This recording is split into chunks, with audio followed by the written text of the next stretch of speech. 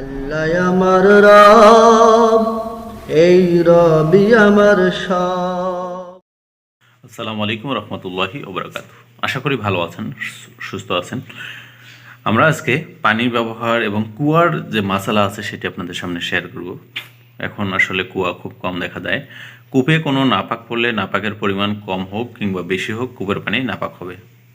সুতরাং কূপের সমস্ত পানি বের করে ফেলতে হবে। যখন কূপের সমস্ত পানি বের হয়ে যাবে তখন কূপ পবিত্র হয়ে যাবে।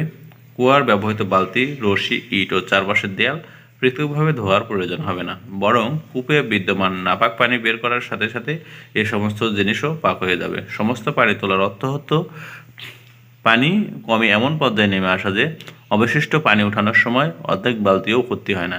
এই অবস্থায় সমস্ত পানি ওঠানো হয়েছে বলে ধরা হবে।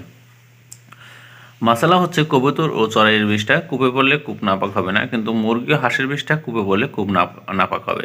তখন সমস্ত পানি উঠিয়ে ফেলা ওয়াজিব হবে। মাসালা, যদি কূপের মধ্যে গরু, ছাগল, কুকুর পেশাব করে কিংবা অন্য কোনো নাপাক করে তাহলে কূপের সমস্ত পানি বের করে ফেলা ওয়াজিব হবে। মাসালা, মানুষ, কুকুর বা এ জাতীয় কোনো প্রাণী কুয়ায় পড়ে মারা গেলে কিংবা বাইরে মরে কুয়ায় পড়লে কুয়ার সমস্ত পানি তুলে ফেলা ওয়াজিব হবে। মাসালা, যদি কূপের মধ্যে কোনো প্রাণী মারা গিয়েছে, ফুলে ফেটে যায়, তাহলে কূপের সমস্ত পানি উঠিয়ে ফেলতে হবে। প্রাণী ছোট হোক কিংবা বড় হুকুমের ক্ষেত্রে কোনো তফাৎ হবে না।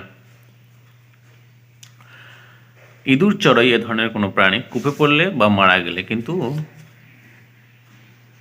এখান থেকে 20 বালতি পানি ফেলা ওয়াজিব হবে, তবে 30 বালতি উঠানো উত্তম। প্রথমে জন্তু বের করে ফেলবে, তারপর নির্দিষ্ট পরিমাণ পানি উঠাবে, কারণ মৃত জন্তু কুয়ায় রেখে সারা জীবন পানি তুললেও কুয়া নাপাক হবে না, পাক হবে না।